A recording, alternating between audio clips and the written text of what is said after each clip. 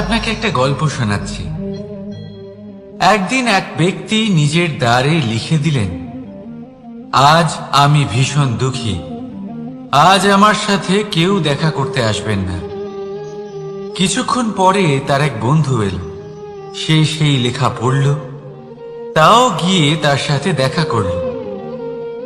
সে বলল, আমি লেখাপড়া জানি না, কিন্তু আমার বন্ধুর মনের এই বেদনা, এটা আমাকে সবসময় ডাক দেয়। এরাই হলো আসল বন্ধু। কোনো কারণে আপনি যদি দুঃখ পান, কোনো সমস্যার সমাধান না বের করতে পারেন, এই সংসার থেকে আলাদা হয়ে যেতে চান, তাও এই বন্ধু আপনার সাথেই থাকবে। সমস্যার সমাধান না দিতে পারলেও আপনার সম্বল হয়ে অবশ্যই থাকবে। হয়তো আপনার দুঃখ কম করতে পারবে না, কিন্তু আশার আলো অবশ্যই দেখাবে। যখন আপনি সংসারের থেকে আলাদা হয়ে যান, তখনও আপনার সাথে যুক্ত থাকে আপনার এই বন্ধু, আসল বন্ধু। এবারে আমরা মানুষেরা বড়ই বিচিত্র। তারা সব সময় যে কোনো জিনিসের মাহাত্ম্য দুবার বুঝতে পারে। এক, তা পাওয়ার আগে।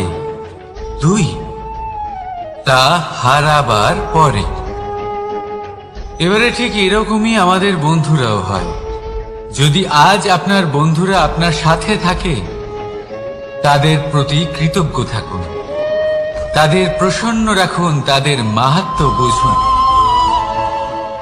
কারণ একবার আপনি এদের হারালে, অনুতাপ করলেও আর এদের ফেরত পাবেন না।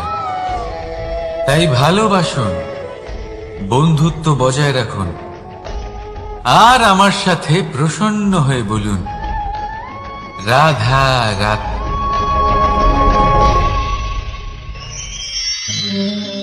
আমাদের মধ্যে বহু মানুষ মাঝে মাঝে নিজেকে অকর্মণ্য মনে করি।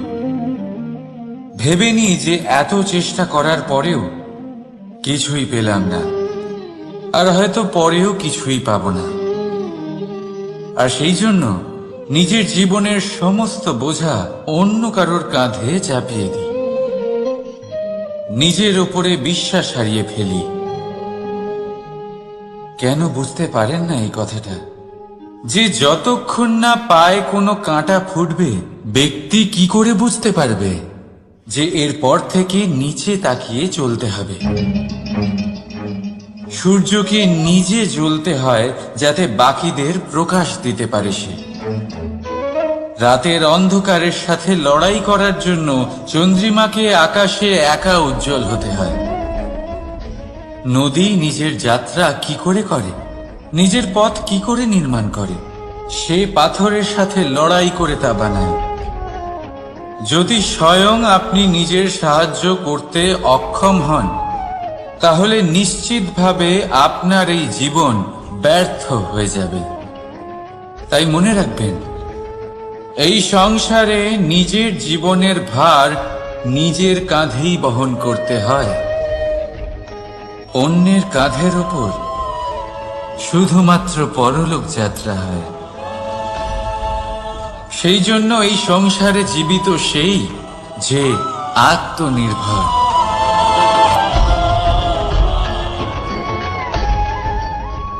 রাধা রাধা।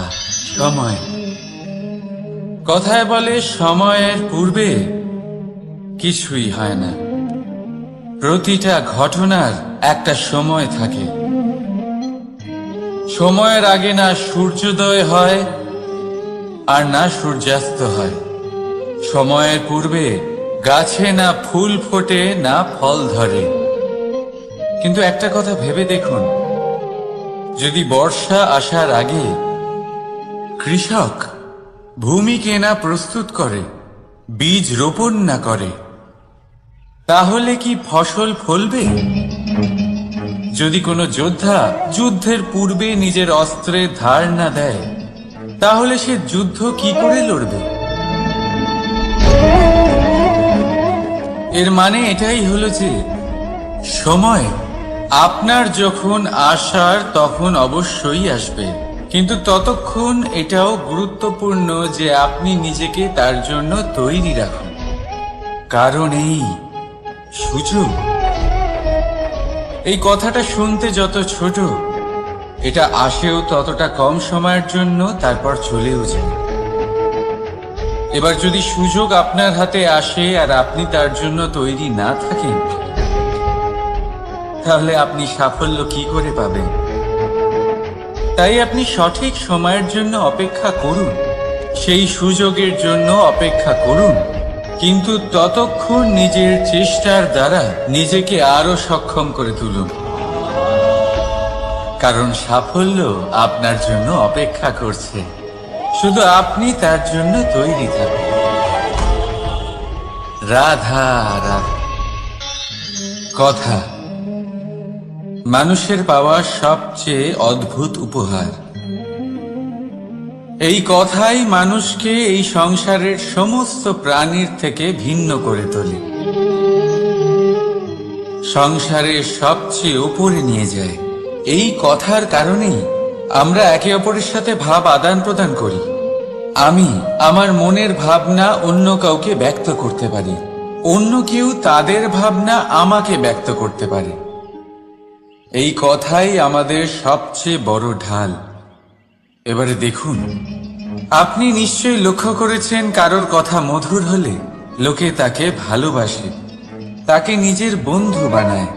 সেইভাবেই যদি কারোর কথা কঠোর হয়, তাহলে লোকে তাকে ঘৃণা করে, তাকে নিজের শত্রু মনে করে। এই কথাই ভাষা হয়ে আমাদের ইতিহাস রচনা করে।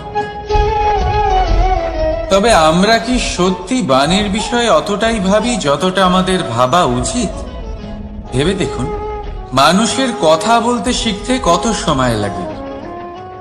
কোনো বালক 1.5 বছর বয়সে কথা বলতে শেখে, কেউ 2 বছরে, কেউ 3।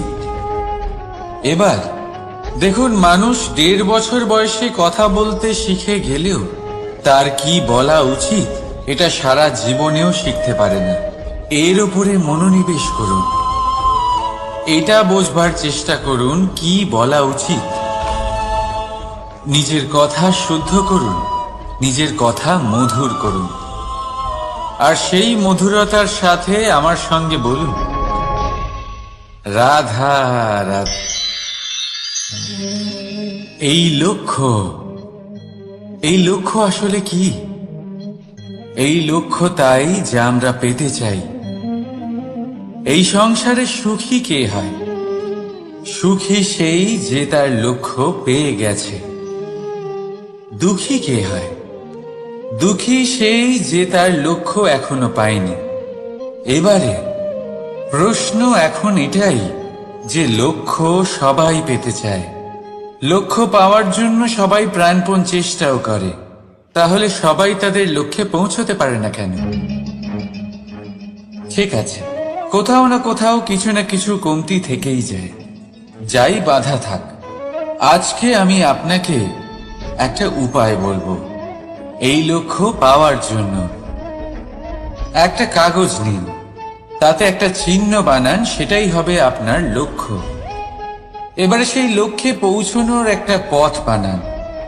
এবারে এই যাত্রাকে ভিন্ন ভিন্ন ভাগে বিভাজন করে দিন। এবারে এটা হলো আপনার পরিকল্পনা। এবার এই পরিকল্পনা ক্রমানুসারে আপনি পালন করতে থাকুন, এটাই হবে আপনার চেষ্টা। এবার এইভাবে যদি আপনি চেষ্টা করতে থাকেন, যাই আপনার কল্পনা হোক না কেন তা বাস্তব অবশ্যই হবে। তাহলে এই কল্পনাকে বাস্তবে রূপান্তরিত করুন। এইভাবেই নিজের পরিকল্পনা পালন করতে থাকুন। আপনার যাই কল্পনা থাকুক বা যাই লক্ষ্য থাকুক, তা বাস্তবে পরিণত হয়ে আপনার হাতে অবশ্যই আসবে। রাধা রাধা। বাবার এক মিত্র ছিলেন, বড়ই দুঃখী ছিলেন, বিপদে পড়েছিলেন। কি করবেন? ব্যবসা ভালোভাবে চলছিল না, বাড়িতে শান্তি ছিল না। সমস্ত জায়গায় ক্ষতি হচ্ছিল। তাই উনি একজন জ্যোতিষীকে দেখালেন। জ্যোতিষী বললেন, আপনার যে বাড়ি আছে সেটা আপনার জন্য অশুভ, আপনার এই বাড়ি পাল্টে ফেলুন।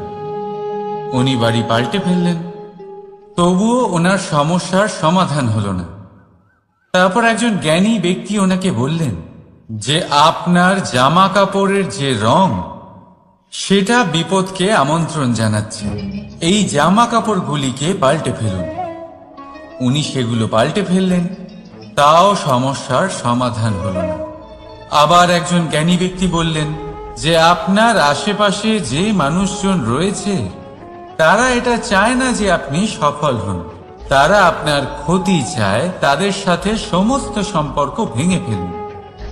তো উনি সম্পর্ক ভেঙে ফেললেন, কিন্তু তাতেও ওনার জীবনে কোনো পরিবর্তন এলো না। তার মানে তিনি বাড়ি পাল্টালেন, জামা কাপড় পাল্টালেন, সম্পর্ক পাল্টালেন, যেটা পাল্টালেন না তা হলো স্বভাব। এই যে স্বভাব, এটা অত্যন্ত গুরুত্বপূর্ণ। এই স্বভাবই আপনার ব্যক্তিত্ব তৈরি করে।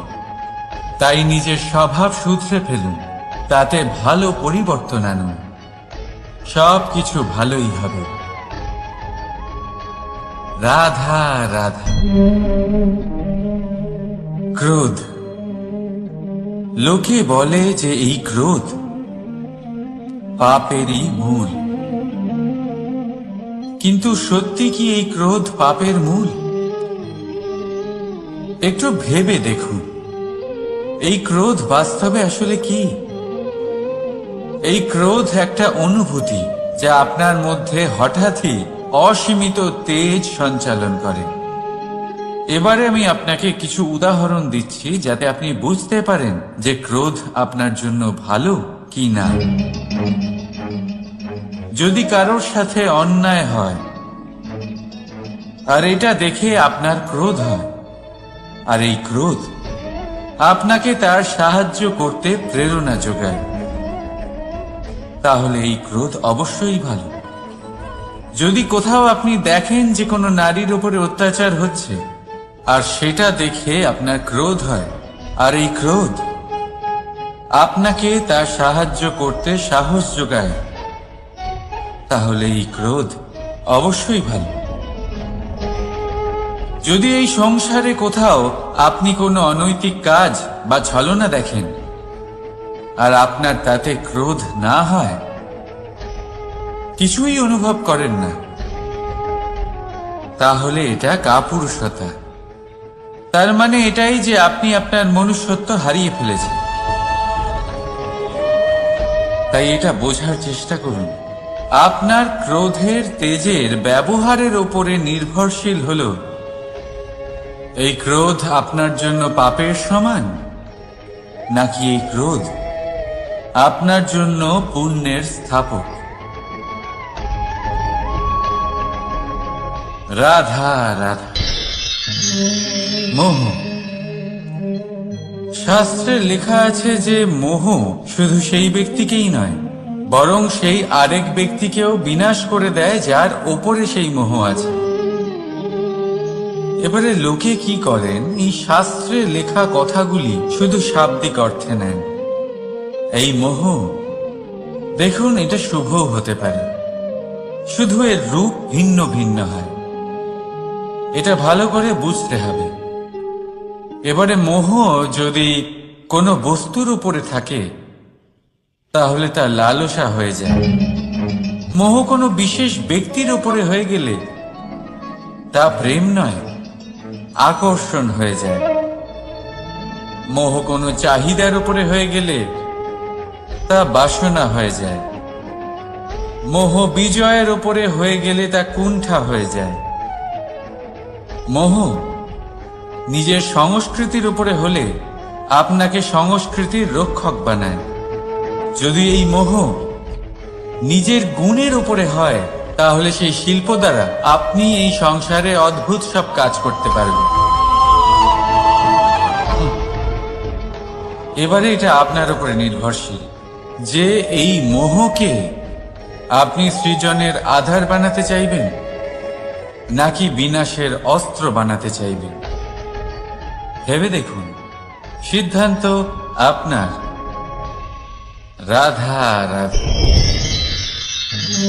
অভিমান, আত্মসম্মান, অহংকার, দেখতে গেলে এই তিনটি শব্দ ভিন্ন ভিন্ন, কিন্তু এর মূল আধার একই, আত্মসম্মান।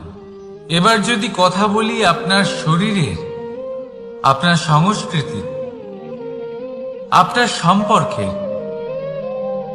তাহলে অভিমান থাকা স্বাভাবিক। এবার যদি কথা বলি আপনার ব্যক্তিত্ব নিয়ে, আপনার আদর্শ নিয়ে, আপনার বিচারধারা নিয়ে, তাহলে আত্মসম্মান হলো একটা গুণ। যদি এইভাবে বলা হয় যে আমি এই কার্য কারোর সাহায্য ছাড়া, সহযোগিতা ছাড়াও করতে পারি, তাহলে এটা আত্মসম্মান, আর এটা সঠিক। যদি এভাবে বলা হয় যে আমি এই কার্য কারোর সাহায্য ছাড়াই বা কারোর সহযোগিতা ছাড়াই করে ফেলেছি, তাহলে এটা অভিমান, এটাও সঠিক। কিন্তু এই কার্য শুধুমাত্র আমিই করতে পারি আর কেউ নয়, এটা অহংকার। তাহলে এই শব্দ এবং তার অর্থ বোঝার চেষ্টা করুন। জীবন ধারণের এক নতুন পথ খুঁজে পাবে। রাধা রাধা। সংসারে প্রত্যেক ব্যক্তি কোনো না কোনো রূপে ঈশ্বরকে মানে। কেউ মূর্তি রূপে, তো কেউ তত্ত্ব রূপে, কেউ ভাবনা রূপে, আবার কেউ স্বভাব রূপে। কেউ নিজের মধ্যে পরমাত্মা খোঁজে, আবার কেউ অন্যের মধ্যে। কারোর কাছে জ্ঞানই পরমাত্মা। সংসারে প্রত্যেক মানুষই কোনো না কোনো রূপে তার ঈশ্বরকে পেয়েই যান। কিন্তু একটা কথা বলবো, ঈশ্বর প্রথমেই নিজের একটা স্বরূপ পৃথিবীতে আপনার কাছে পাঠিয়ে দিয়েছেন।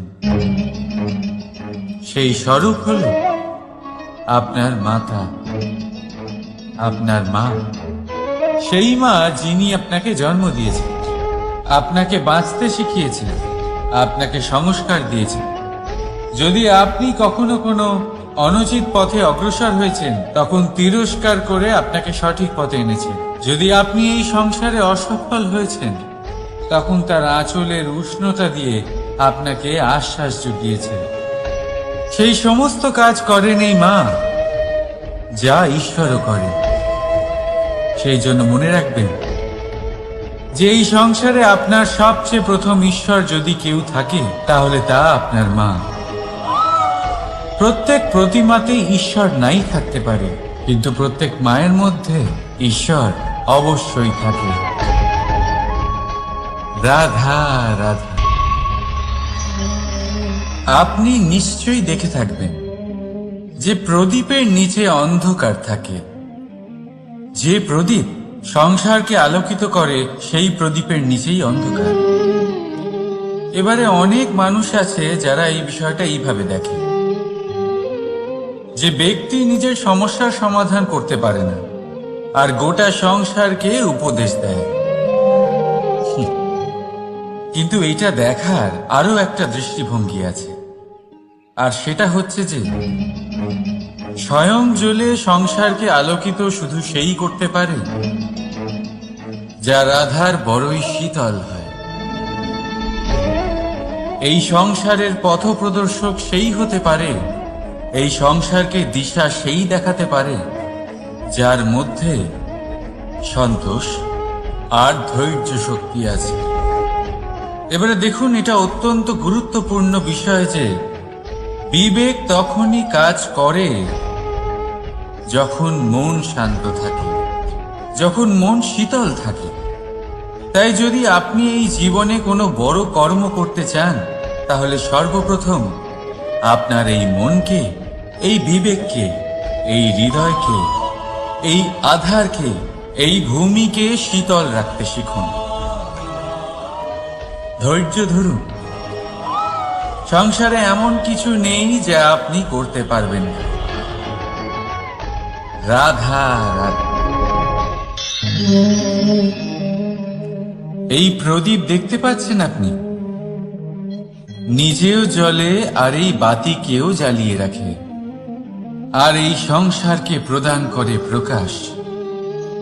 অন্ধকারাচ্ছন্ন ব্যক্তিকে প্রদান করে আশার আলো। কিন্তু এটা কখনো ভাবে না যে সেই মাটি কেমন হবে যা দিয়ে এটা তৈরি করা হয়েছে, সেই কুমোর কেমন হবে যে একে আকার দিয়েছে। ভাবে না যে একে কিনেছে তার বাড়ি কেমন হবে, তা কতটা সুসজ্জিত। কিচ্ছু নয়, শুধু এই সংসারকে প্রকাশ প্রদান করে। আর হয়তো সেই জন্যই প্রদীপকে এত ভালোবাসা হয়। সে নিজের বা অন্যের বাড়ি দেখে কখনোই জ্বলে না, সে জ্বলে শুধু অন্ধকারের সাথে লড়াই করতে। তাই আপনিও নিজের ব্যবহার এই প্রদীপের মতো করে তুলুন। নিজের পরিচয় সরিয়ে নিঃস্বার্থভাবে কর্ম করে যান, আর নিজের জন্য এক নতুন, এক বিশাল, এক অদ্ভুত পরিচয় তৈরি করুন। রাধা রাধা। এই সংসারে প্রত্যেক ব্যক্তি বড় কিছু করতে চায়, এমন কিছু যা এই সংসারে কেউ আগে কখনো করেনি। এমন জায়গায় পৌঁছতে চায় যেখানে এর আগে কেউ কখনো পৌঁছতে পারেনি। আর কেউ এতে সফলতা অর্জন করে, কিন্তু কিছু মানুষ অসফল হয়। কেন? এটাই আমার প্রশ্ন। না তো তাদের ইচ্ছেতে কোনো কমতি থাকে, না কমতি থাকে তাদের চেষ্টায়। তাহলে কেন এরা পিছিয়ে পড়ে? এর উত্তর বড়ই সরল। এই সংসার আপনাদের বলি কিভাবে। আপনারা সকলে সংসারে মহান কাজ করতে চান, সেই মান, সেই সম্মান পেতে চান যা এর আগে কেউ কখনো পায়নি। কিন্তু আপনার সমস্যা এটাও যে এই কাজে সংসার আপনার সাথে থাকছে না। বড়ই অদ্ভুত ব্যাপার। দেখুন, ভুলে যান গোটা সংসারকে, জীবনে একা একা এগিয়ে চলুন। গঙ্গোত্রী থেকে যখন একটি জলের ফোঁটা বেরোয় তখন সেটা শুধু এক বিন্দু জল। তারপরে যখন সে তার যাত্রা শুরু করে অন্য জলের ফোঁটার সাথে মিশে, তখন সে স্রোতে পরিণত হয়, গঙ্গাতে পরিণত হয়। যদি আপনি জীবনে এগোতে চান তাহলে একলা এগোতে শিখুন, নির্ভীক হয়ে, সাহসের সাথে, ধনাত্মক চিন্তা নিয়ে জীবনে এগিয়ে চলুন, একা এগিয়ে চলুন।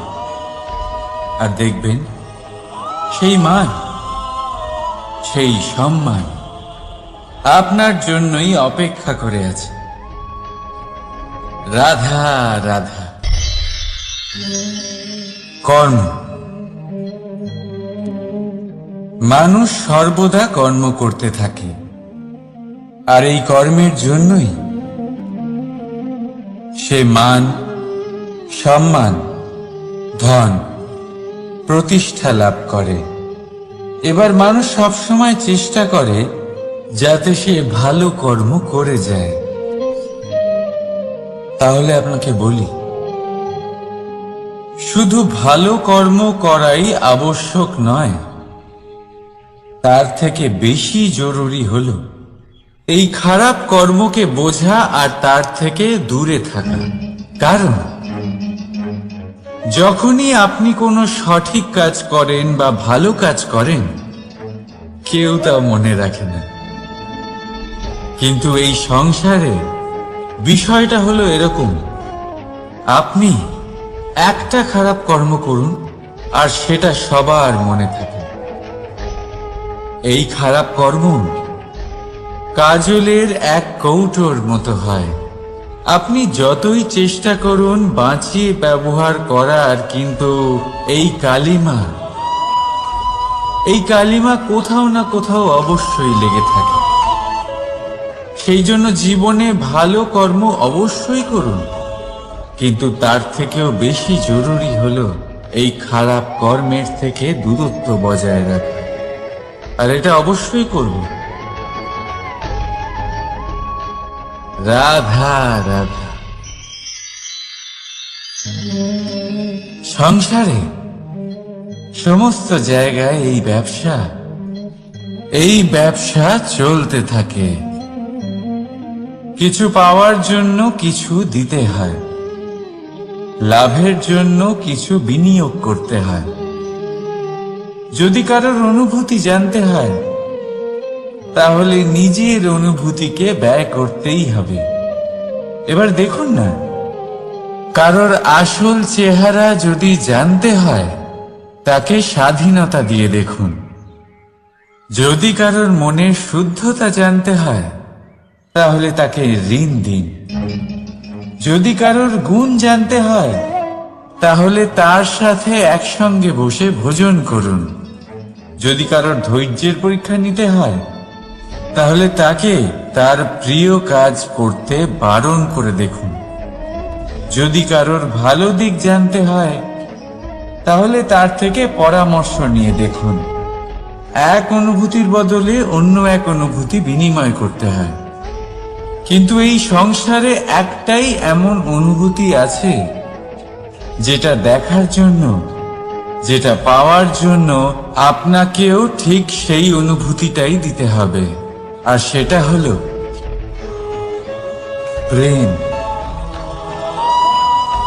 যদি কারোর ভালোবাসা দেখতে হয়, তাহলে তাকে নিঃস্বার্থ ভালোবাসা দিন।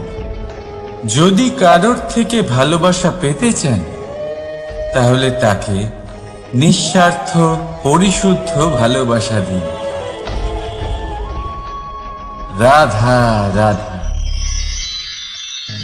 কথায় আছে, সময়ের পূর্বে আর ভাগ্যের বেশি কেউ কিছুই পায় না।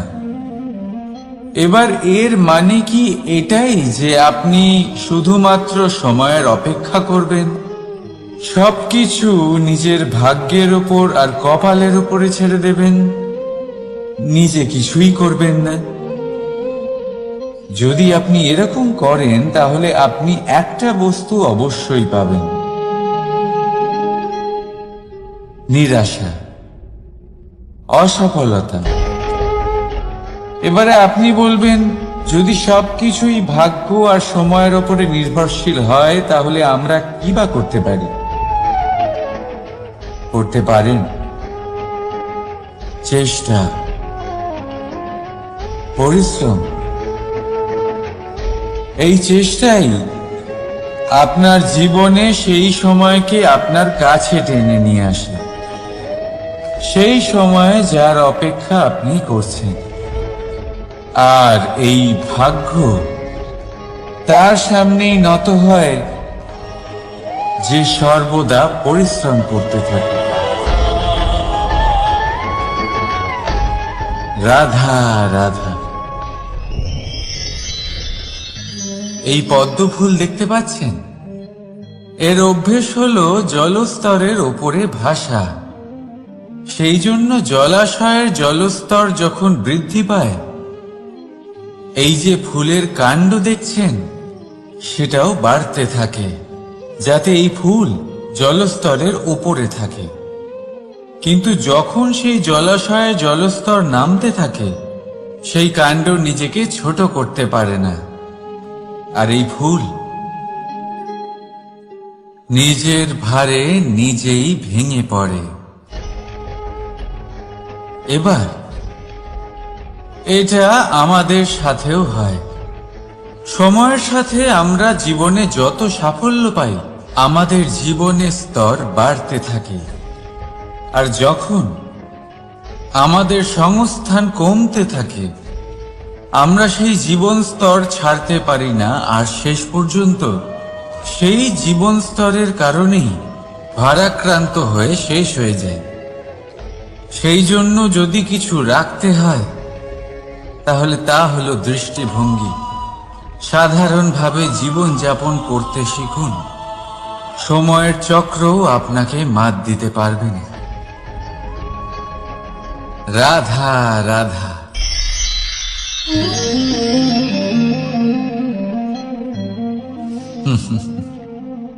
সময়, এই সময় না কোনো ব্যক্তি, না জীব, না বস্তু, তাও সময় জীবিত থাকে।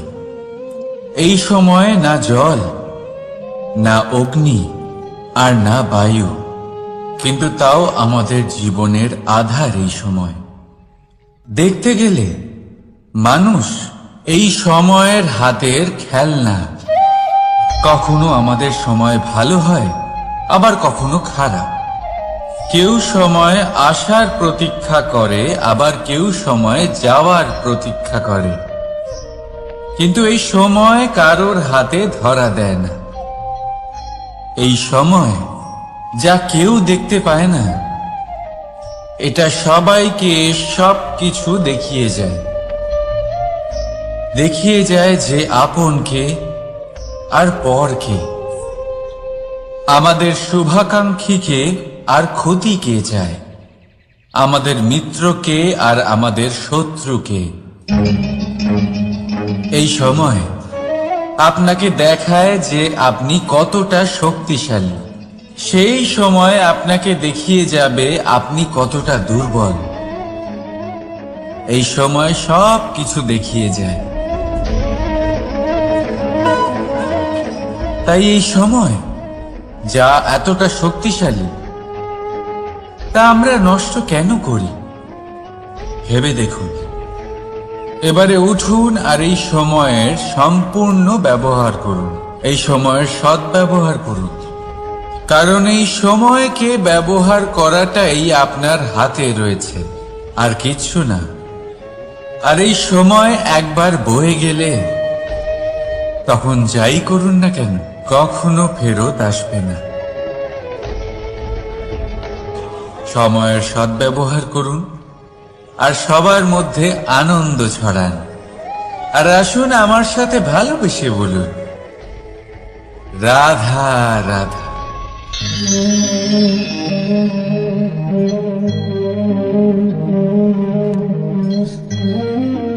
এই জল দেখতে পাচ্ছেন আপনি? এটা ঘোলা জল। এতে ময়লা মিশে আছে, কিন্তু যদি আপনি এটা কিছুক্ষণ এমনি ফেলে রাখেন, তাহলে দেখবেন এই ময়লা আপনা থেকেই নিচে থিতিয়ে পড়বে। কিন্তু এই পাত্রটা নাড়াতে থাকলে এমনটা হবে না। শান্ত ছেড়ে দেবেন, তবেই এই ময়লা নিজেই নিচে চলে যাবে। ঠিক সেইভাবেই যখন আমাদের জীবনে কোনো সমস্যা আসে, কোনো অশান্তির সৃষ্টি হয়, তখন উত্তেজিত হয়ে পড়লে, নিজের সংযম হারিয়ে ফেললে আমরা এর সমাধান পাব না। শান্ত থাকলে তখনই সমস্যার সমাধান পাব। তাই মনে রাখবেন, ধৈর্য আর সংযম দ্বারা শান্ত মনে বিচার করলে যত বড়ই সমস্যা হোক না কেন, তার সমাধান আপনি অবশ্যই পাবেন।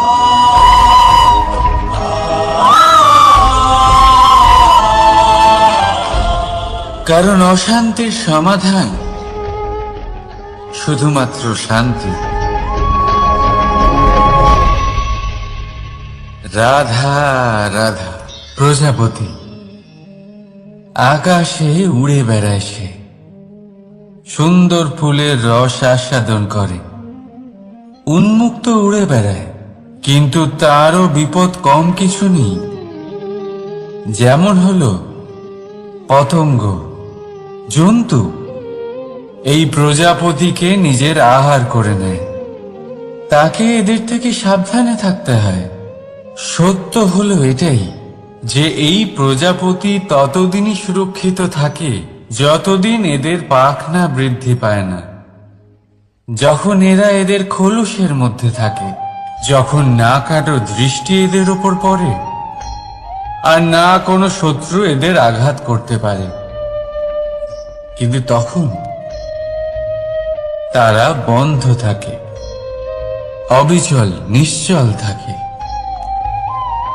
এই সুন্দর সংসার দেখার জন্য, এই সুন্দর আকাশ পাওয়ার জন্য তাকে তার সুরক্ষা ক্ষেত্র থেকে বাইরে বেরিয়ে আসতেই হয়।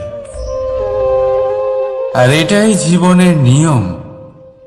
মানুষের সাথেও ঠিক এরকমই হয়। যদি মানুষ বিশ্রাম আর সুরক্ষা এদের বন্ধন থেকে না বেরোয়, তাহলে সে জীবিত অবশ্যই থাকবে, কিন্তু জীবন ধারণ করতে পারবে না। কারণ যদি জীবনে বড় কিছু করতে হয়, বড় কোনো কিছু পেতে হয়, সাফল্যের শিখর অবধি পৌঁছতে হয়, তাহলে সর্বপ্রথম আপনাকে নিজের সুরক্ষা ক্ষেত্র থেকে বেরিয়ে আসতেই হবে। এই আরামকে ত্যাগ করতেই হবে। তবেই আপনি সফল হতে পারবেন। তবেই আপনি এই প্রজাপতির মতো আকাশে উড়ে বেড়াতে পারবেন।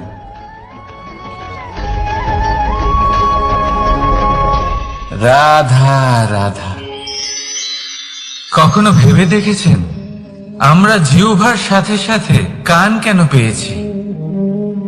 এবার আপনি বলবেন, এ তো সহজ কথা, যাতে আমরা কথা বলার সাথে সাথে শুনতেও শিখি। এবারের আরো একটা গুরুত্ব আছে। আগে আমাকে বলুন, নিজের প্রশংসা শুনতে কার না ভালো লাগে? সবারই ভালো লাগে। এটাই হলো মূল কথা। যদি এই কান দিয়ে আপনি নিজের প্রশংসা শুনতে চান, তাহলে সর্বপ্রথম এই জিহ্বা দিয়ে অন্যের প্রশংসা করতে শিখুন। এবার প্রশংসার বিষয়ে একটা অত্যন্ত গুরুত্বপূর্ণ কথা আপনাদের বলি। কখনো যদি কারোর প্রশংসা আপনি করেন, তাহলে সবার আগে সেই ব্যক্তির উৎসাহ বেড়ে যায়। আর তারপর নিজে যদি ভেবে দেখেন, তাহলে নিজের মনেও সন্তুষ্টি আর প্রশান্তি চলে আসে। আর একবার যদি এই মন প্রশান্তিতে ভরে যায়, তারপরে কেউ প্রশংসা করুক বা না করুক, কিচ্ছু যায় আসে না। সেই জন্য সবসময় অন্যের সম্মান করবেন, স্নেহ করবেন, প্রশংসা করবেন, সুখ ভাগ করে নেবেন। যার মধ্যে যেটা ভালো আছে তা বলুন, তাকে মনে করান তিনিও ভালো, তার উৎসাহ বাড়িয়ে তুলুন। তিনি জীবনে সামনে এগোবেন, আর এই ব্রহ্মাণ্ড আপনাকে কখনো পিছিয়ে থাকতে দেবে না। রাধা রাধা। সত্য এবং অসত্য দুটোর মধ্যে পার্থক্য কি আছে? পার্থক্য হলো অ অক্ষরটার। এবার অ দিয়ে হতে পারে আরম্ভ, অ দিয়ে হতে পারে অন্ত। সত্য হলো সেটা যেখানে সমস্ত পথের আরম্ভ হয়। অসত্য সেটা যেখানে সমস্ত পথের শেষ হয়। এবার এরা চলতে হয়তো পারে না, কিন্তু তাও ছাপ রেখেই যায়। সত্য সেই ছাপ রেখে যায় যা একটা উজ্জ্বল উৎকৃষ্ট উদাহরণ হতে পারে, আর অসত্য সেই উদাহরণ তৈরি করে যা একটা কলঙ্কিত ইতিহাস তৈরি করে। এখন আপনি আগামী সময়ের জন্য কেমন ছাপ রেখে যাবেন, এই সিদ্ধান্ত পুরোপুরি আপনার। রাধা রাধা। চলুন একটা প্রশ্ন করি। কোন মানুষকে জিজ্ঞাসা করবেন যে সে মূর্খ, অলস, বিবেকহীন, অসফল, এইসব বিশেষণ দিয়ে নিজেকে পরিচিত করতে চাইবে? না। কাউকে জিজ্ঞাসা করুন, আপনি কি মূর্খ? না। আপনি কি অসফল হয়েছেন? না। আপনি কি বিবেকহীন? না। এবার বলুন, আপনি জীবনে মূর্খ ও বিবেকহীন হবার জন্য কোনো ভালো পরিকল্পনা বানিয়েছেন? উত্তর পাবেন না। কারণ কোনো পরিকল্পনা বানানো হয় না যাতে আপনি মূর্খ বা অসফল হন। মানুষ মূর্খ বা অসফল তখন হন যখন কোনো পরিকল্পনাই থাকে না। দেখুন, একটাই ছোট জীবন, তাকে স্থির করুন যাতে অনেক বেশি সংখ্যক মানুষকে আপনি জুড়ে রাখতে পারেন, অনেক বেশি শান্তি পেতে পারেন, অধিকতর সাফল্য লাভ করতে পারেন, বেশিরভাগ মানুষের পথপ্রদর্শক হয়ে তাদের মঙ্গল করতে পারেন। অসফল হয়ে বাড়িতে বসে থাকার চেয়ে ভালো হলো যে আপনি একটা পরিকল্পনা করে অসফল হন, কারণ তখন আপনার কাছে আরো একটা বিকল্প থাকবে, একটা নতুন পরিকল্পনা বানানোর, তাকে সার্থক করার। কারণ এমন কোন পরিকল্পনা তো অবশ্যই থাকবে যা আপনাকে আপনার লক্ষ্যে পৌঁছে দেবে, তাই তো? রাধা রাধা।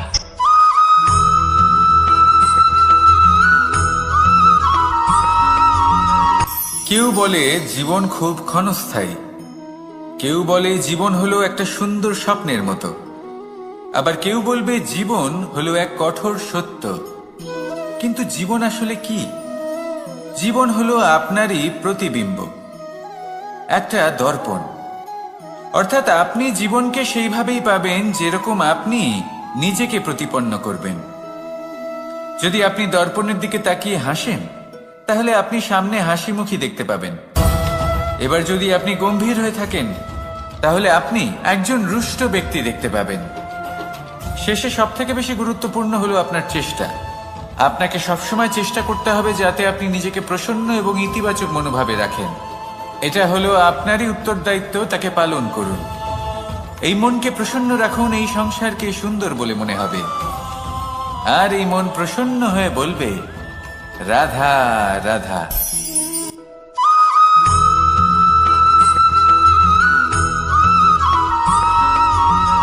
আপনি কখনো কোনো বাজকে নিজের বাসা বানাতে দেখেছেন? এই বাজ যখনই কোনো বাসা বানায় তখন উঁচু গাছের ডালে বা কোনো পর্বতের শিখরে বাসা বানায়, অনেক উচ্চতায়। আর সেখানে তার সন্তানও জন্মগ্রহণ করে। যখন এই সন্তানেরা জন্মায়, তখন এই বাজ খুবই ভালোবেসে এবং খুব সাবধানে এদের পালন পোষণ করে। নিজের ঠোঁট দিয়ে তাদের ঠোঁটে খাবার পরিবেশন করে। কিন্তু যেই সেই সন্তানেরা হৃষ্টপুষ্ট হয়ে যায় এবং সেই কথা বাজ নিজে বুঝতে পেরে যায়, সেই বাজ নিজেই সেই বাসা ছিন্ন ভিন্ন করে দেয়। সেই সন্তান যাদের সবেমাত্র ডানা গজিয়েছে, কিভাবে উঠতে হয় তারা জানে না, সেই সন্তানগুলিকে উচ্চতা থেকে ঠেলে দেয়। সেই সন্তান প্রথমে ভয়ভীত হয়ে যায়। তারা সামনে মৃত্যুকে দেখতে পেয়ে ভয়ের কারণে তাদের ডানা ঝাপটাতে থাকে। আর সেই প্রক্রিয়াতেই সেই সন্তানগুলি উড়তে শুরু করে দেয়। এবার এই ঘটনায় আমরা কি শিক্ষা পেতে পারি? এটাই, যদি আপনি মাতা পিতা হন তাহলে নিজের সন্তানকে অবশ্যই স্নেহ করুন, কিন্তু তাদেরকে নিজের আঁচলের তলায় বেঁধে রাখবেন না। যদি আপনি চান আপনার সন্তান জীবনে উন্নতি করুক, তাহলে নিজের মুঠো থেকে তাদের স্বতন্ত্র করে দিন। এই সংসারে সংঘর্ষ করতে দিন। সেই সন্তান নিজেই বুঝতে পারবে যে জন্মের সময় পাওয়া ডানা কি করে ব্যবহার করতে হয়। আর আপনার চোখের সামনে আপনার সন্তান এই আকাশে উড়তে থাকবে। তাহলে আসুন আমার সাথে ভালোবেসে বলুন, রাধা রাধা।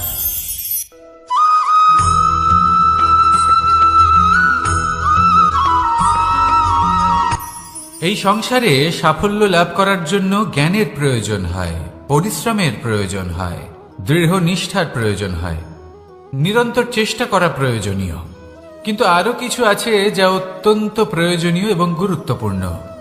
তা হলো ভালো বন্ধু, তাদের থাকা অত্যন্ত প্রয়োজনীয়। যদি ভালো বন্ধু থাকে তাহলে সময় এলে তারা ঢাল হয়ে আপনাকে সুরক্ষা করবেন।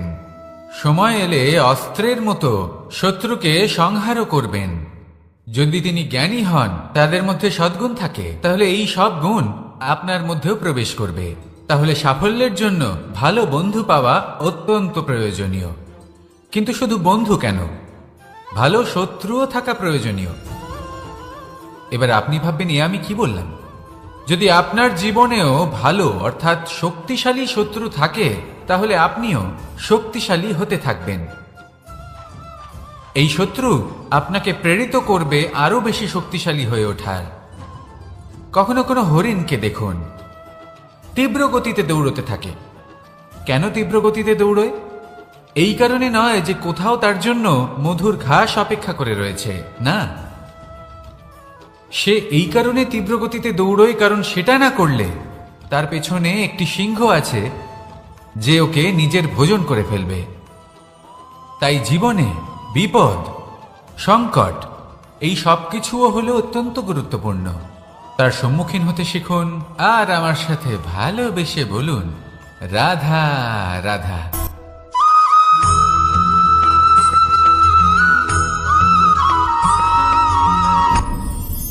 আপনি কি কখনো কোনো জলের ধারা দেখেছেন? তার সামনে যতই মাটি থাকুক না কেন, যতই কাদা থাকুক না কেন, যখন এই জলের ধারা বইতে আরম্ভ করে দেয়, তাহলে নিজের মনে, নিজের ভাবনার, নিজের জীবনের যত অনাবশ্যক তত্ত্ব আছে, অনুপযোগী অংশ রয়েছে, অর্থাৎ অপরিষ্কার অংশ রয়েছে, তা নিজে থেকেই নির্মল হয়ে উঠবে। আর যেরকম জলের ধারা কখনো থেমে থাকে না, সব সময় বয়ে চলে, সেইভাবে আপনিও কখনোই থামবেন না। সবসময় বয়ে চলুন, এগোতে থাকুন। পথে যদি অনেক বিপদ আসে, সমস্যা আসে, থামবেন না, তার উপর নিরন্তর প্রহার করুন, নিরন্তর প্রয়াস করুন আর অগ্রসর হন। আপনি ভেবে দেখুন, এই জলের ধারা কখনো থেমে থাকে না, সবসময় বয়ে চলে, বিপদের সম্মুখীন হয়ে তাকে সাথে বয়ে নিয়ে চলে। সেই জন্য জলের ধারা, প্রবাহমান এই ধারা, এর থেকে কখনো দুর্গন্ধ আসে না, এতে কখনো ময়লা জমতে পারে না, বরং পালিত হয় সুন্দর প্রাণবন্ত জীবজন্তু, যেমন সুন্দর ছোট মাছ। তাই আপনিও এটাই করুন, কখনো থামবেন না, শুধু চলতে থাকুন, জলের ধারার মতো বইতে থাকুন। আপনি আপনার লক্ষ্য অবশ্যই খুঁজে পাবেন, আর তার সাথে নিজের অন্তরের যে মালিন্য রয়েছে তা আপনি নিজেই নিজের থেকে দূরে করে দেবেন। তাহলে আসুন আর আমার সাথে ভালোবেসে বলুন, রাধা রাধা।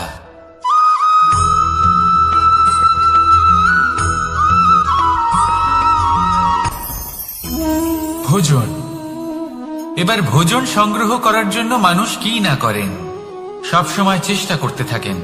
ফসল উৎপাদনের জন্য অনেক পরিশ্রম করতে থাকেন, কিন্তু অনেক সময় অনেক পরিশ্রম করার পরেও ফসল ভালো উৎপাদন হয় না। এর কারণ কি? কারণ হলো এটাই যে আপনি পরিশ্রম হয়তো অনেক করেছেন, কিন্তু আপনার নজর তো সেই বীজের দিকে ছিলই না যা আপনি রোপণ করেছেন। সেই জন্য সব সময় কোনো বীজ রোপণ করার আগে তাকে পরখ করে দেখুন, তা অত্যন্ত আবশ্যক। আর সেইভাবেই যখনই কোনো কর্মের প্রশ্ন আসে, তাহলে সেখানে শুধুমাত্র পরিশ্রম যথেষ্ট নয়, সেই কাজের প্রতি আপনার কর্তব্য কি, আপনার উদ্দেশ্য কি, সেটা জানা হলো অত্যন্ত গুরুত্বপূর্ণ। তাই কর্ম করুন, কিন্তু সেই কর্মের প্রতি আপনার যা উদ্দেশ্য তার মাহাত্ম্য বুঝতে চেষ্টা করুন। তাহলে আসুন আমার সাথে ভালোবেসে বলুন, রাধা রাধা।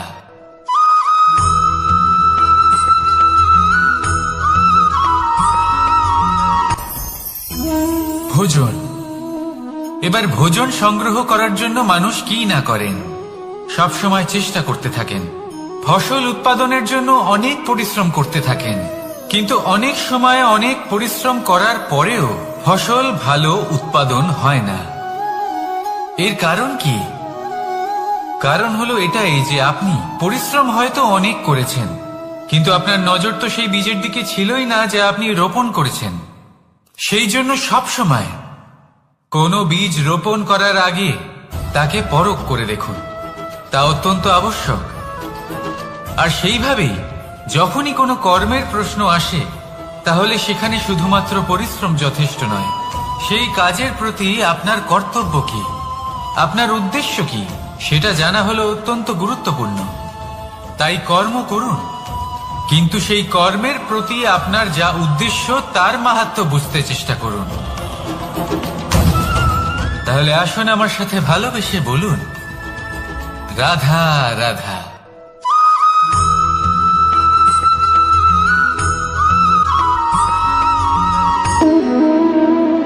সম্পর্ক হলো আমাদের জীবনের একটি আধার। কিছু সম্পর্ক এমন যা আমরা জন্মসূত্রে লাভ করি, যেমন পরিবার, মা, বাবা। কিছু সম্পর্ক আছে যা আমরা জীবনে অর্জন করে থাকি, তা সে প্রেমের হোক, স্নেহের হোক বা বন্ধুত্বের। এই সকল সম্পর্ক লাভ করার বা গড়ে তোলার 5টি ধাপ রয়েছে। প্রথম ধাপ, কোনো ব্যক্তির সাথে আলাপ হওয়া, তার সাথে কথা বলা বা তাকে দেখা। দ্বিতীয় ধাপ, সে ব্যক্তিকে আমাদের ভালো লাগা। তৃতীয় ধাপ,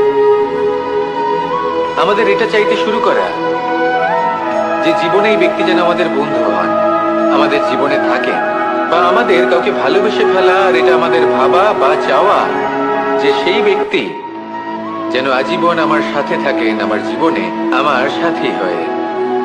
চতুর্থ ধাপ, লাভ করা। এবার এই ধাপটি অনেক মানুষের পক্ষেই খুবই সরল হয়, বড়ই সরলভাবে নিজেদের সঙ্গীকে লাভ করে থাকেন। কিছু মানুষের জন্য এই ধাপ অত্যন্ত কঠিন হয়ে থাকে। অনেক প্রতিকূল পরিস্থিতির উপর জয়লাভ করে তারা সঙ্গীকে লাভ করেন, কিন্তু লাভ অবশ্যই করেন। এরপরে আসে পঞ্চম, অন্তিম এবং সব থেকে গুরুত্বপূর্ণ ধাপ।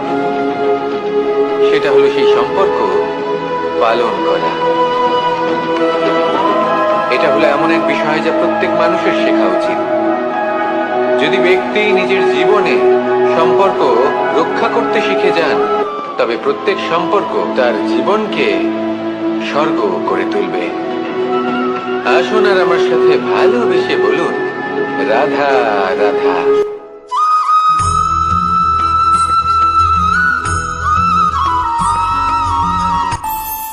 আমাদের মনে যখন কোনো প্রশ্ন ওঠে, কোনো দ্বন্দ্ব জাগে, তখন আমরা যাই আমাদের গুরুর কাছে, আমাদের আরাধ্যের কাছে গিয়ে জিজ্ঞেস করি। এইভাবেই একদিন আমি পৌঁছলাম আমার আরাধ্যের কাছে, আমার মহাদেবের কাছে, আর ওনাকে প্রশ্ন করলাম যে মহাদেব, জীবনে আনন্দ পাওয়ার, উৎসব পালনের, প্রেম ভাগ করে নেবার, জীবনকে উপভোগ করে নেওয়ার সর্বশ্রেষ্ঠ সময় কোনটা? মহাদেব হাসলেন আর উনি বললেন, জীবনে উৎসব পালনের সব থেকে শ্রেষ্ঠ দিন হল মৃত্যুর ঠিক আগের দিনটা। প্রেম ভাগ করে নেওয়ার সব থেকে শ্রেষ্ঠ মুহূর্ত হল মৃত্যুর ঠিক আগের মুহূর্ত। জীবনকে উপভোগ করে নেওয়ার সর্বশ্রেষ্ঠ প্রহর হল মৃত্যুর 1 প্রহর পূর্বে। তখন আমি চমকে গেলাম। আমি বললাম, কিন্তু মহাদেব, মৃত্যু তো অনিশ্চিত, আমরা জানিও না কবে আমাদের মৃত্যু হবে। মহাদেব আবার হাসলেন। উনি বললেন যে যদি আমরা এভাবে জীবন কাটাই যে আমরা জীবনের প্রত্যেক দিন, প্রত্যেক মুহূর্ত, প্রত্যেক প্রহর শেষ বলে মনে করি, তাহলে আমাদের সমস্ত জীবন আনন্দের সাথেই অতিবাহিত হবে। কি বলেন?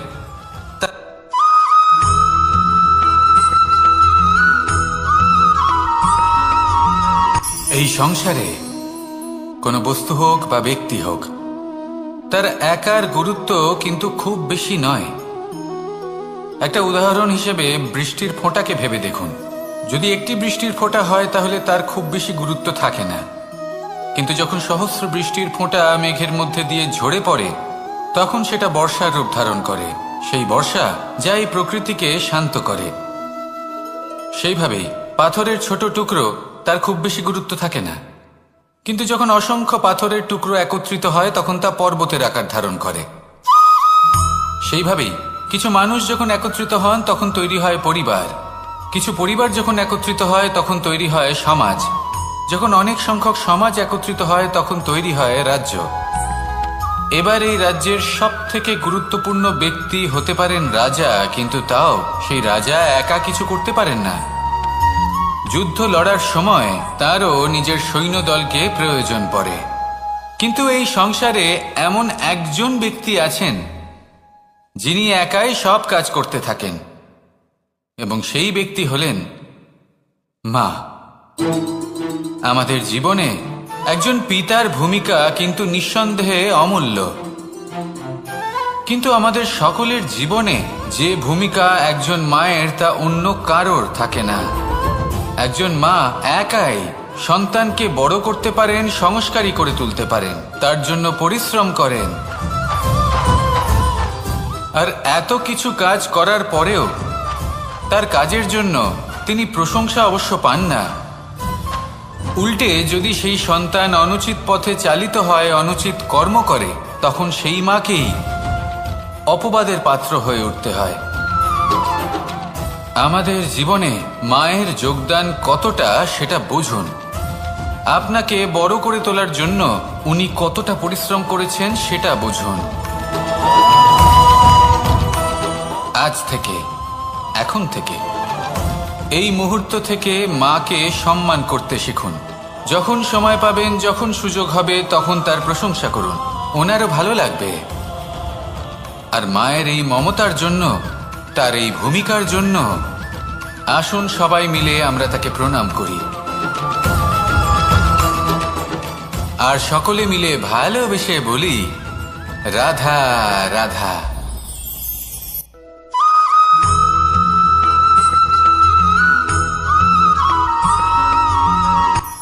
এই সংসারে সাফল্য লাভ করার জন্য জ্ঞানের প্রয়োজন হয়, পরিশ্রমের প্রয়োজন হয়, দৃঢ় নিষ্ঠার প্রয়োজন হয়, নিরন্তর চেষ্টা করা প্রয়োজনীয়। কিন্তু আরো কিছু আছে যা অত্যন্ত প্রয়োজনীয় এবং গুরুত্বপূর্ণ। তা হলো ভালো বন্ধু। তাদের থাকা অত্যন্ত প্রয়োজনীয়। যদি ভালো বন্ধু থাকে তাহলে সময় এলে তারা ঢাল হয়ে আপনাকে সুরক্ষা করবেন। সময় এলে অস্ত্রের মতো শত্রুকে সংহারও করবেন। যদি তিনি জ্ঞানী হন, তাদের মধ্যে সদ্গুণ থাকে, তাহলে এই সব গুণ আপনার মধ্যেও প্রবেশ করবে। তাহলে সাফল্যের জন্য ভালো বন্ধু পাওয়া অত্যন্ত প্রয়োজনীয়। কিন্তু শুধু বন্ধু কেন, ভালো শত্রুও থাকা প্রয়োজনীয়। এবার আপনি ভাববেন, আমি কি বললাম? যদি আপনার জীবনেও ভালো অর্থাৎ শক্তিশালী শত্রু থাকে, তাহলে আপনিও শক্তিশালী হতে থাকবেন। এই শত্রু আপনাকে প্রেরিত করবে আরো বেশি শক্তিশালী হয়ে ওঠার। কখনো কোনো হরিণকে দেখুন, তীব্র গতিতে দৌড়তে থাকে। কেন তীব্র গতিতে দৌড়য়? এই কারণে নয় যে কোথাও তার জন্য মধুর ঘাস অপেক্ষা করে রয়েছে, না। সে এই কারণে তীব্র গতিতে দৌড়য় কারণ সেটা না করলে তার পেছনে একটি সিংহ আছে যে ওকে নিজের ভোজন করে ফেলবে। তাই জীবনে বিপদ, সংকট, এই সবকিছুও হলো অত্যন্ত গুরুত্বপূর্ণ। তার সম্মুখীন হতে শিখুন, আর আমার সাথে ভালোবেসে বলুন, রাধা রাধা।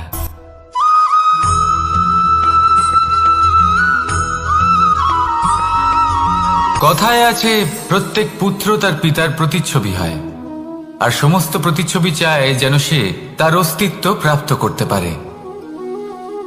পুত্র চায় সে যেন তার পিতার মতো হয়, বা কখনো কখনো তার থেকেও শ্রেষ্ঠ হয়। সেটা কোনো অনুচিত ব্যাপার নয়।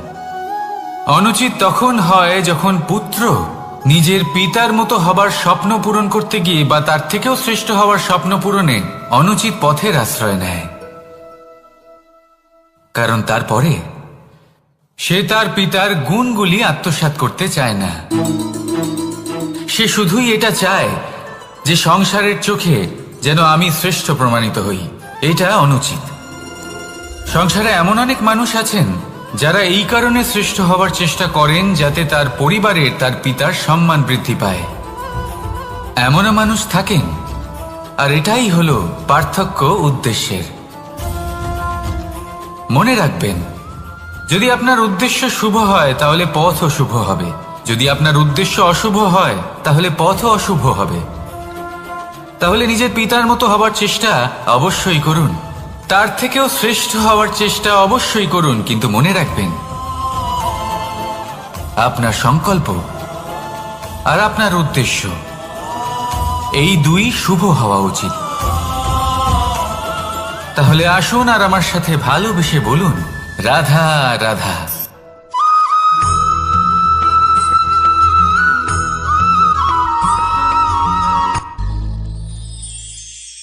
শিশিরের বিন্দু পাতার ওপর পড়ে আর তার গায়ে লেগে থাকে।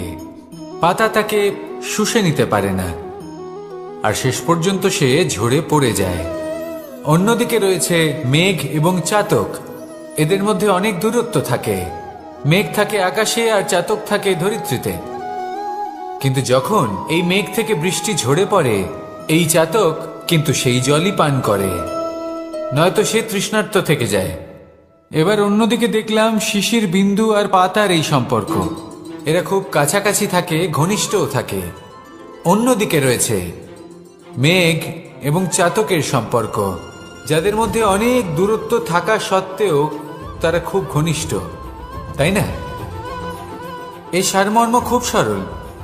এই নৈকট্য, এই দূরত্ব, তা আপনার সম্পর্কে প্রভাব কিছুতেই ফেলতে পারে না। এই নৈকট্য, এই দূরত্ব, এইসব হলো শুধুমাত্র মনের ব্যাপার। কখনো আপনি অনুভব করেছেন আপনি কারোর থেকে অনেক অনেক দূরে আছেন, অনেক দূরে আছেন, তাও সেই ব্যক্তির প্রতি আপনি টান অনুভব করেন। সেখানে আপনি কারোর সাথে প্রত্যেক দিন অতিবাহিত করেন, সমস্ত জীবন অতিবাহিত করেন, সব থেকে বেশি সময় তার সাথে অতিবাহিত করেন, তাও তার প্রতি সেই টান অনুভব করেন না। এই সংকেত হলো মনের দূরত্বের। তাহলে মনের এই দূরত্ব দূর করুন আর আমার সাথে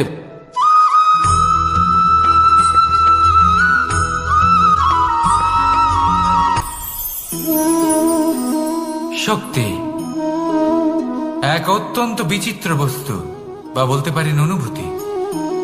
পিতা সবসময় চান যেন তিনি তার শক্তি পুত্রকে। আসুন আপনাকে সহজে বোঝাই। যদি আপনি সুপাত্র হন আর আপনাকে শক্তি দেওয়া হয়, তাহলে আপনি সেই শক্তির গুরুত্ব বুঝবেন, কোথায় সেই শক্তি প্রয়োগ করা উচিত সেটা বুঝবেন।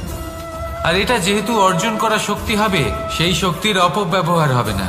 কিন্তু যদি এই আপনি কুপাত্র হন আর যদি আপনাকে এই শক্তি দেওয়া হয়, তাহলে কি হবে? দেখতে গেলে এই শক্তি আপনি দান হিসেবে পেয়েছেন, তাই না আপনি এই শক্তির গুরুত্ব বুঝবেন আর না এর প্রয়োগ আপনি জানবেন। তার অপব্যবহার হওয়া সুনিশ্চিত। তাই যদি আপনি কোনো শক্তি অর্জন করতে চান, তাহলে আগে তার যোগ্য হয়ে উঠুন। পুত্র নয়, পাত্র হয়ে উঠুন। আর আমার সাথে ভালোবেসে বলুন, রাধা রাধা।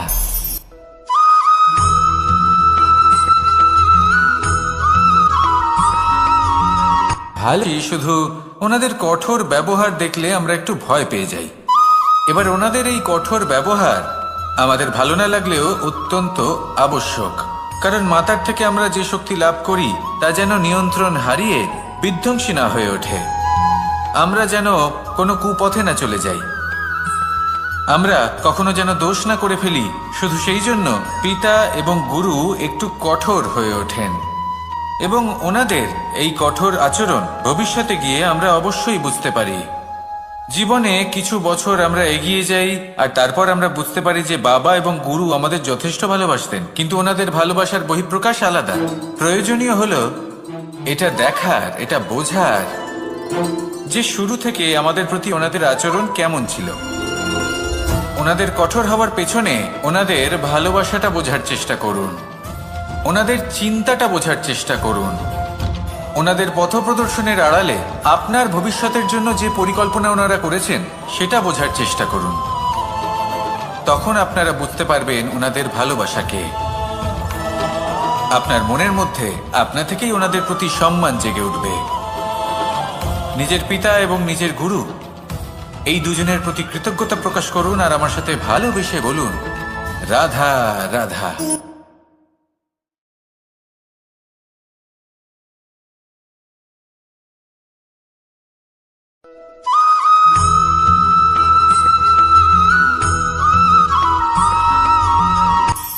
কখনো কোনো বাগানের কোনো বৃক্ষকে দেখেছেন যেখানে সুগন্ধি ফুল থাকে, রসালো ফল থাকে?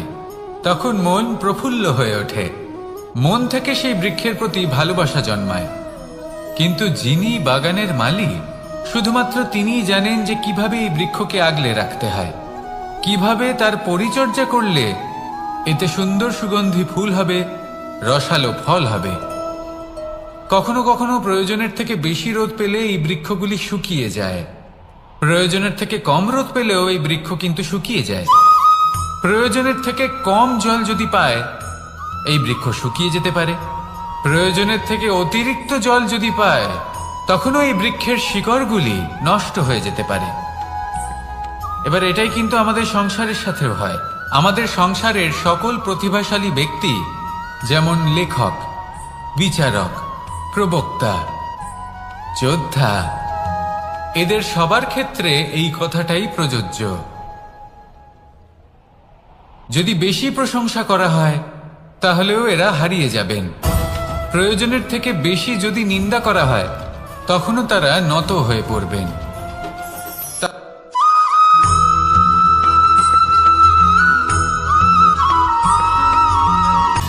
সময়, জীবন, কাল। দেখতে গেলে এই তিনটি শব্দ একটি শব্দেরই সমার্থক শব্দ মনে হয়, কিন্তু এই শব্দগুলির অর্থ কি সমান? কখনোই নয়। হ্যাঁ, এই সময় চলতে থাকে, জীবন চলতে থাকে, কালচক্র চলতে থাকে। এই সময় কেটে যায়, কিন্তু এই জীবন, একে যাপন করতে হয়। কি বলেন? এই জীবনে কিছু করুন বা কিছু না করুন, জীবন এমনি কেটে যাবে, আপনি জানতেও পারবেন না। কিন্তু সেটা আমাদের উদ্দেশ্য নয়, একে যাপন করতে হবে। এই জীবনে প্রেরণা পেতে শিখুন, প্রেরণা দিতে শিখুন, আহ্বান গ্রহণ করতে শিখুন, আহ্বান জানাতে শিখুন, মহান কাজ করতে শিখুন, ধন্যাত্মক বোধ জাগিয়ে তুলুন। জীবন অতিবাহিত করার অর্থ কি তা আপনি শিখে যাবেন। কারণ সময় কেটে যায়, সমস্ত যুগ কেটে যায়, কিন্তু জীবনের রীতি জীবন কাটিয়ে দেওয়া নয়, জীবন যাপন করা। এই জীবন সম্পূর্ণরূপে অনুভব করতে হবে, নতুন পথ বানাতে হবে। এবারে যদি এই জীবন বাঁচার সময় একবার ভেবে দেখুন, যদি মনে প্রেম থাকে, সদ্ভাবনা থাকে, তাহলে কি হবে? এই জীবনকে বাঁচার অনুভূতিটাই অন্যরকম হয়ে যাবে, একটা আনন্দময় অনুভূতি লাভ করবেন। তাহলে এটাই করুন, আর আমার সাথে ভালোবেসে বলুন, রাধা রাধা।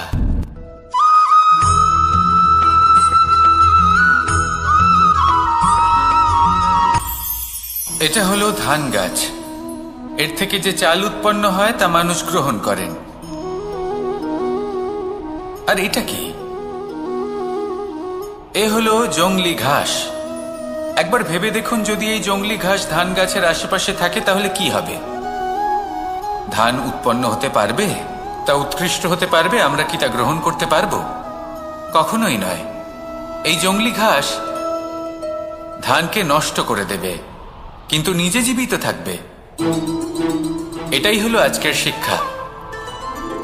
এই সংসারে যদি আপনি নীতির পথে চলতে চান, উচিত কর্ম করতে চান, সংসারকে সেবা করতে চান, তাহলে জংলি ঘাসের মতো ব্যক্তিদের থেকে সবসময় দূরে থাকতে হবে। সেই ব্যক্তি যারা দুর্নীতি এবং মিথ্যা দ্বারা পরিপূর্ণ, যাদের ব্যবহার অশুভ, যাদের অনেক অশুভ গুণ রয়েছে, তারা সঠিক নয়।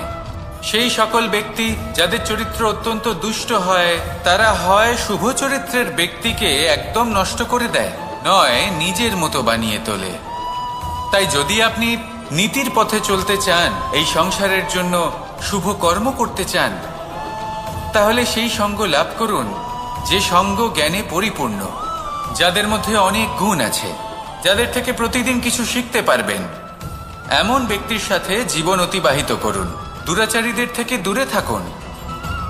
তবেই এই মন প্রসন্ন হয়ে বলবে, রাধা রাধা।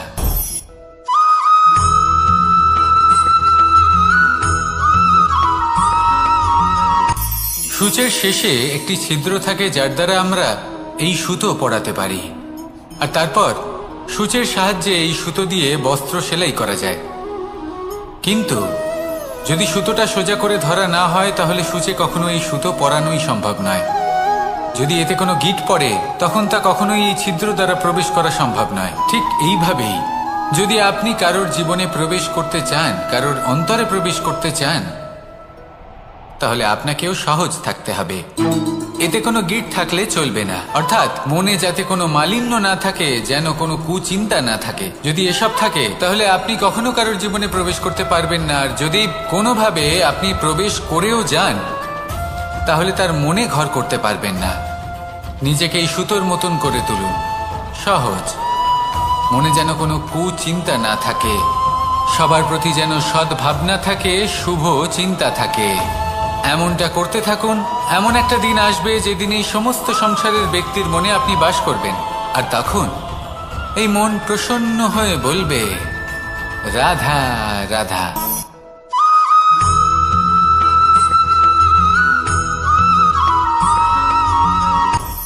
আপনি কখনো পর্বতের শিখরে উঠেছেন?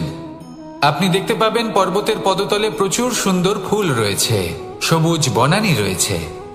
যত আপনি ওপরে উঠতে থাকবেন তত ফুল কমতে থাকবে, সবুজ বনানী কমতে থাকবে। আরো কিছুটা ওপরে উঠলে কাঁটা জাতীয় গাছ দেখতে পাবেন, শুকনো গাছ দেখতে পাবেন। আরো যদি ওপরে ওঠেন তাহলে পাষাণ দেখতে পাবেন। আরো ওপরে উঠলে হিমখণ্ড দেখতে পাবেন। এই যে পর্বত, তা মনুষ্য জীবনের সবথেকে উত্তম উদাহরণ। মানুষ যখন সাফল্যের শিখরে পৌঁছতে চান, মহানুভবতার শিখরে পৌঁছতে চান, পথে যত আস্তে আস্তে উপরে উঠতে থাকেন ততই ভৌতিক বস্তু তার থেকে বিচ্ছিন্ন হতে থাকে।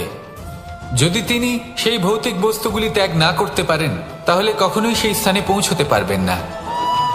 আর মানুষ যদি উচিত ত্যাগ করতে পারেন, পথে অগ্রসর হতে থাকেন, এগোতে থাকেন, তাহলে একদিন না একদিন তিনি মহানুভবতার, জ্ঞানের, সাফল্যের হিমের স্বাদ অবশ্যই লাভ করবেন।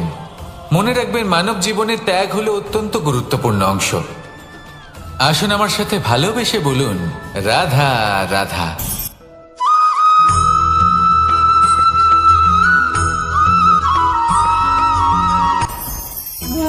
ভোজন। এবার ভোজন সংগ্রহ করার জন্য মানুষ কি না করেন, সব সময় চেষ্টা করতে থাকেন। ফসল উৎপাদনের জন্য অনেক পরিশ্রম করতে থাকেন, কিন্তু অনেক সময় অনেক পরিশ্রম করার পরেও ফসল ভালো উৎপাদন হয় না। এর কারণ কি?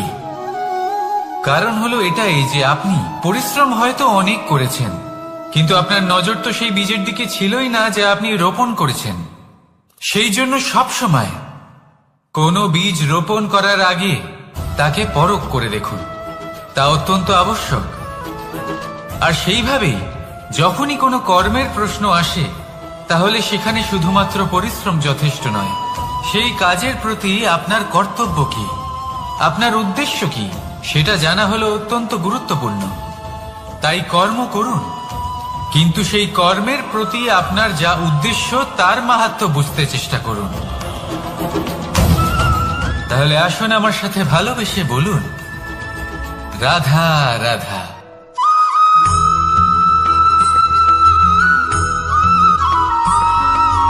বসন্ত ঋতু, এই সময় মন আনন্দে ভরে থাকে। এমন মনে হয় যেন আমরা আকাশে বিচরণ করতে চলে যাই, কিন্তু সেটা তো সম্ভব নয়। সেই জন্য হয়তো আমরা ঘুড়ি ওড়াই, এই ঘুড়িকে নিজেদের প্রতিরূপ মনে করে। এবার অনেক মানুষ আছেন যারা ঘুড়ি ওড়ান, কিন্তু এই কর্মের সারমর্ম কি সেটা কজন বুঝতে পারেন? আপনি এটা মনে করুন যে আপনি হলেন সেই ঘুড়ি, আর এই সুতো যিনি ধরে রয়েছেন তিনি হলেন পরমাত্মা।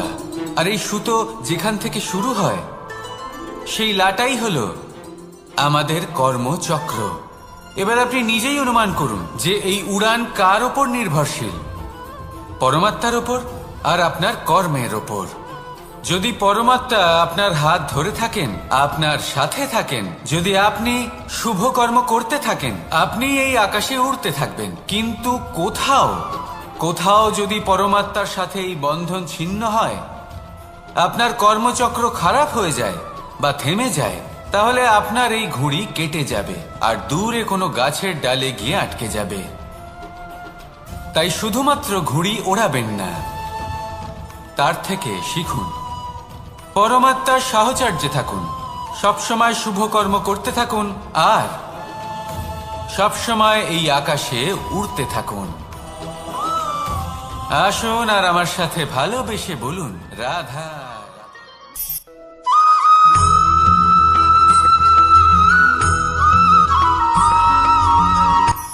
এই সংসারে সাফল্য লাভ করার জন্য জ্ঞানের প্রয়োজন হয়, পরিশ্রমের প্রয়োজন হয়, দৃঢ় নিষ্ঠার প্রয়োজন হয়, নিরন্তর চেষ্টা করা প্রয়োজনীয়। কিন্তু আরো কিছু আছে যা অত্যন্ত প্রয়োজনীয় এবং গুরুত্বপূর্ণ।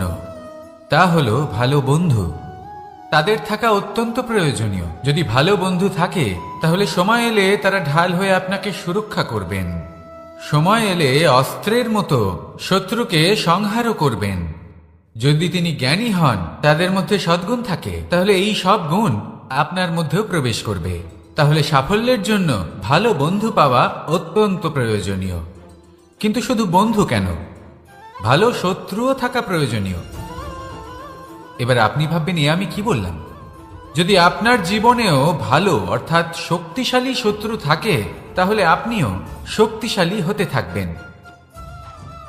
এই শত্রু আপনাকে প্রেরিত করবে আরো বেশি শক্তিশালী হয়ে ওঠার। কখনো কোনো হরিণকে দেখুন, তীব্র গতিতে দৌড়তে থাকে। কেন তীব্র গতিতে দৌড়য়? এই কারণে নয় যে কোথাও তার জন্য মধুর ঘাস অপেক্ষা করে রয়েছে, না। সে এই কারণে তীব্র গতিতে দৌড়য় কারণ সেটা না করলে তার পেছনে একটি সিংহ আছে যে ওকে নিজের ভোজন করে ফেলবে। তাই জীবনে বিপদ, সংকট, এই সব কিছুও হলো অত্যন্ত গুরুত্বপূর্ণ। তার সম্মুখীন হতে শিখুন আর আমার সাথে ভালোবেসে বলুন, রাধা রাধা।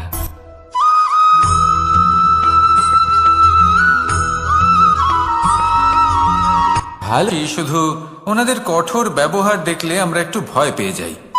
এবার ওনাদের এই কঠোর ব্যবহার আমাদের ভালো না লাগলেও অত্যন্ত আবশ্যক, কারণ মাতার থেকে আমরা যে শক্তি লাভ করি তা যেন নিয়ন্ত্রণ হারিয়ে বিধ্বংসী না হয়ে ওঠে। আমরা যেন কোনো কুপথে না চলে যাই, আমরা কখনো যেন দোষ না করে ফেলি। শুধু সেই জন্য পিতা এবং গুরু একটু কঠোর হয়ে ওঠেন এবং ওনাদের এই কঠোর আচরণ ভবিষ্যতে গিয়ে আমরা অবশ্যই বুঝতে পারি। জীবনে কিছু বছর আমরা এগিয়ে যাই আর তারপর আমরা বুঝতে পারি যে বাবা এবং গুরু আমাদের যথেষ্ট ভালোবাসতেন, কিন্তু ওনাদের ভালোবাসার বহিঃপ্রকাশ আলাদা। প্রয়োজনীয় হলো এটা দেখার, এটা বোঝার যে শুরু থেকে আমাদের প্রতি ওনাদের আচরণ কেমন ছিল। ওনাদের কঠোর হওয়ার পেছনে ওনাদের ভালোবাসাটা বোঝার চেষ্টা করুন, ওনাদের চিন্তাটা বোঝার চেষ্টা করুন, ওনাদের পথপ্রদর্শনের আড়ালে আপনার ভবিষ্যতের জন্য যে পরিকল্পনা ওনারা করেছেন সেটা বোঝার চেষ্টা করুন। তখন আপনারা বুঝতে পারবেন ওনাদের ভালোবাসাকে। আপনার মনের মধ্যে আপনা থেকেই ওনাদের প্রতি সম্মান জেগে উঠবে। নিজের পিতা এবং নিজের গুরু এই দুজনের প্রতি কৃতজ্ঞতা প্রকাশ করুন আর আমার সাথে ভালোবেসে বলুন, রাধা রাধা।